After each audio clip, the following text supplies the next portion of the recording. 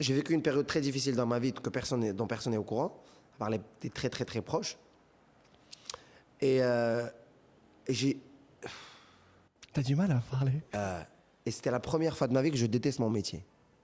J'avais la haine envers mon métier. J'ai toujours cru que je fais le meilleur métier du monde.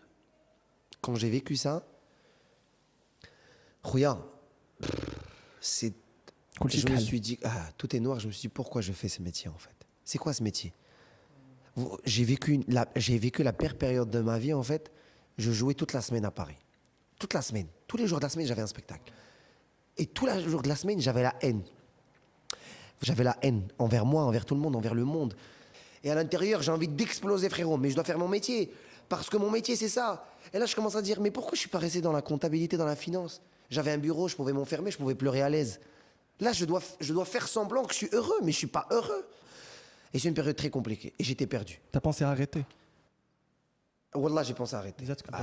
J'ai pensé à arrêter. J'ai désactivé d'Instagram, frérot. J'ai travaillé toute ma vie pour Instagram. Je l'ai désactivé. J'ai arrêté les contrats. J'ai annulé des contrats. J'ai dit, ça y est, j'arrête. J'ai pensé vraiment à arrêter ce métier, frérot. J'étais pas bien. La vie, incroyable. Wallah, la vie, c'est incroyable. J'étais pas bien.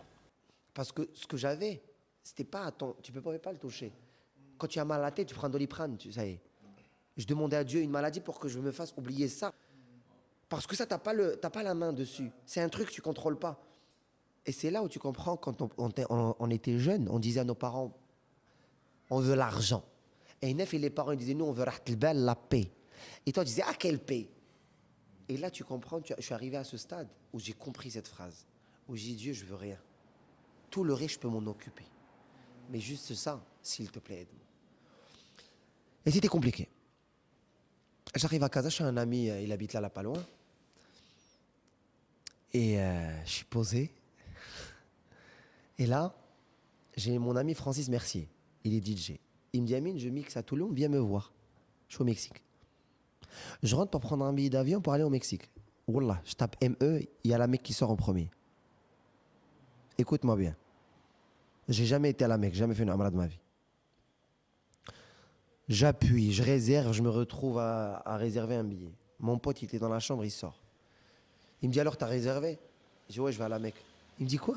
De Touloum à la Mecque. De Touloum à la Mecque, frère. Wallah, c'est une dinguerie quand j'arrive. Je monte. Mon pote, il sort, il me dit, Amine, comment ça t'as réservé? T'as pris l'hôtel? Je dis, non. Il me dit, bah, t'as déjà été? Je lui dis, jamais de la vie. Il me dit, mais t'es sérieux, tu vas aller là-bas? Je lui dis, ouais. On sort. Machin, je sors de chez lui, je rentre chez moi, je range mes valises, je les mets dans la porte. J'ai pris le vol de 6h du matin. Je prends le vol, je sais pas, frérot, je sais pas où je vais, je sais pas comment je vais, je sais pas ce que je vais faire, je sais rien. Tout ce que je sais, c'est que j'ai parlé à tous les humains du monde, personne ne m'a aidé. J'ai envie de parler à Dieu. C'est comme ça. Aucun être sur terre n'a pu m'aider. Là, j'ai envie de parler au Créateur. Allah. J'arrive à la Mecque, je fais 4 jours.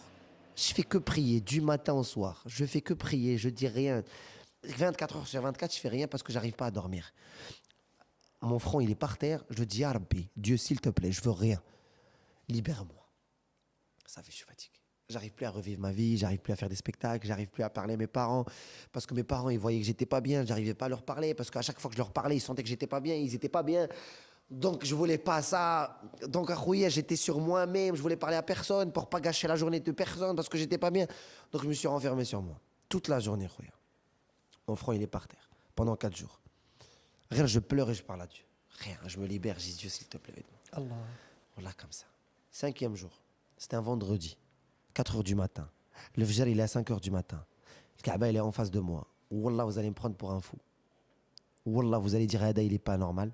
Mais moi, je l'ai vécu, mon frérot. Mon front, il est par terre. Je suis en train de pleurer.